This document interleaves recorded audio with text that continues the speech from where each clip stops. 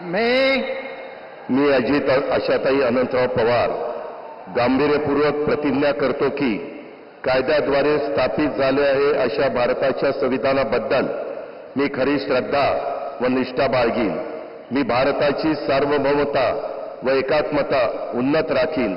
मी महाराष्ट्र राज्याचा उपमुख्यमंत्री म्हणून माझी कामे निष्ठापूर्वक व विवेक बुद्धीने पार पाडीन आणि संविधान व कायदा यानुसार सर्व तऱ्हेच्या लोकांना मी निर्भयपणे व निपक्षपातीपणे तसेच कोणाच्याही विषयी महत्त्वभाव किंवा आकस न बाळगता न्याय वागणूक देईन.